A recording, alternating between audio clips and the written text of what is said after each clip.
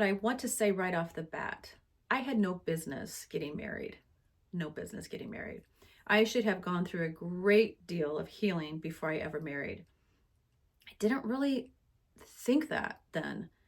I had just gotten up every day and just gone about the day, and I'd gone through so much trauma in my life that all I knew to do is to get up and go for it each day. And I didn't think I was doing something crazy by getting married.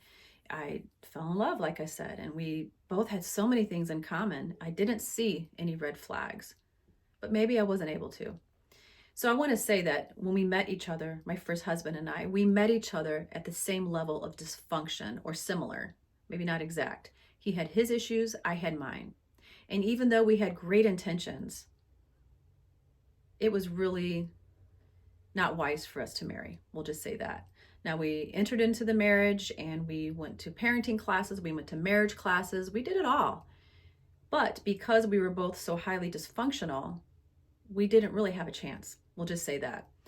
And it wasn't until year 15 when he said something to me, and he had said so many things to me that were just cruel and harsh and just so traumatic, that I don't know why at year 15 he said one of the same things he had always said to me, but for some reason something happened to me that day.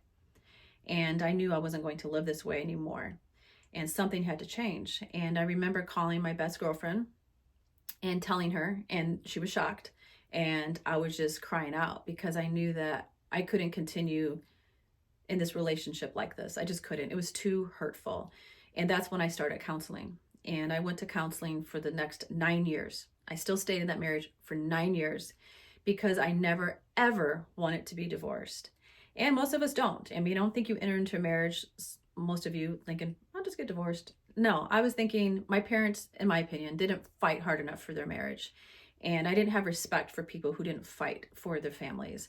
So I was very determined that no matter what, like, I'm sticking in this. My theory was if he ever put a hand on me, I'm out. That was my line of thinking.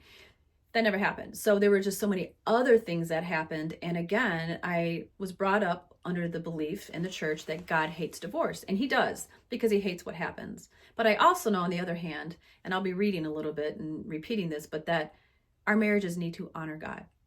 They need to honor God. And our marriage was not honoring to God.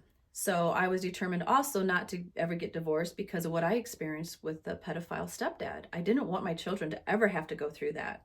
So I had many good reasons not to divorce. And I loved him. I loved my first husband. In fact, when we divorced, I still loved him. We just couldn't stay married anymore.